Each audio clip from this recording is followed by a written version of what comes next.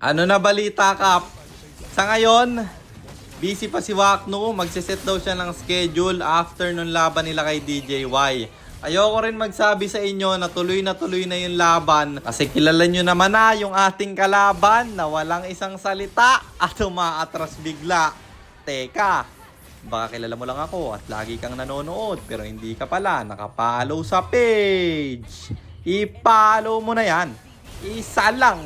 Ayaw pa. So ayun, nandito na tayo sa pang 740 araw ng isang game kada araw. Digma na!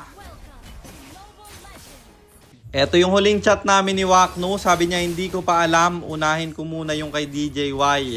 Gustong gusto ko na rin kasing matuloy guys dahil sobrang daming nag-aabang. Tapos naman na kasi dapat yung laban na to eh. Wala na tayo sanang pinag-uusapan kung agad lang ay siya'y lumaban.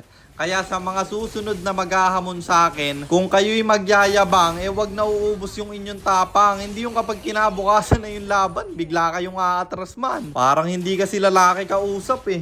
Nag-oo na tapos biglang aatras pa. Pero yun nga, hindi ako nagsasabi sa inyo na matutuloy talaga yung laban na to. Kasi nga kilala naman na natin siya na bigla-bigla siyang umaatras. Hindi na rin kami nagpa-practice guys dahil baka maudlot na naman. Nakita nyo naman sa post ko na may boses ni Apex. Nasa dulo nun sinabi ko na nag-practice ako ng 2 araw. Nagpuyat ako ng 2 araw guys para sa 1v1.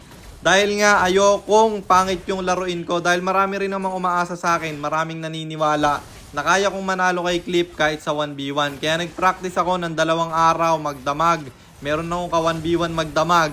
Tapos nung laban na biglang hindi matutuloy. Kaya ngayon hindi na ako nagpa-practice guys. Kung matuloy, matuloy. Kung ano na lang ang kaya ko, yun na lang ang ibibigay ko. Kasi sayang yung oras at panahon na ginugol ko sa kanya. Wala naman palang respeto si tropa. Nirespeto ko nga siya kahit na eng-eng siya. Nirespeto ko pa rin kasi nga alam ko naman na nagwa 1v1 yun. Kasi kung sino-sino hinahamon niyang 1v1. Ako kasi guys, pinsan ko tinatalo ako ng 1v1 at nung Claude main pa ako yung huling 1v1 ko.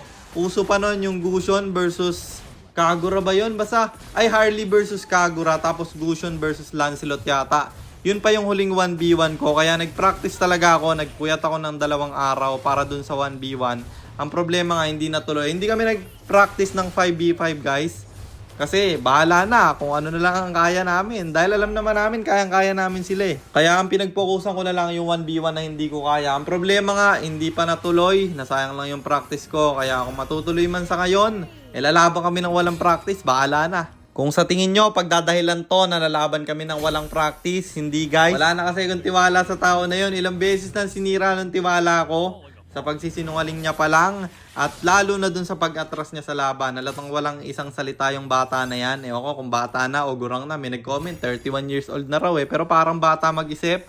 Yun lang, masyadong humaba yung pinagsasasabi ko. Natapos na pala yung laban kaya panalo na naman tayo. And ang standing na natin ay 630, 110, 630 wins and 110 losses. Para naman sa mga bago lang at hindi pa nakakaalam, ang ginagawa po nating content tuwing 9 PM ay 1 game per day.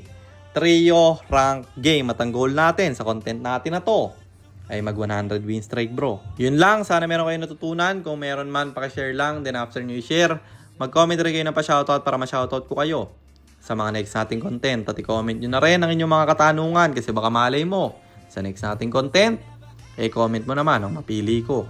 At para naman sa mga gustong magpapilot ng ML account, mag-PM lang kayo.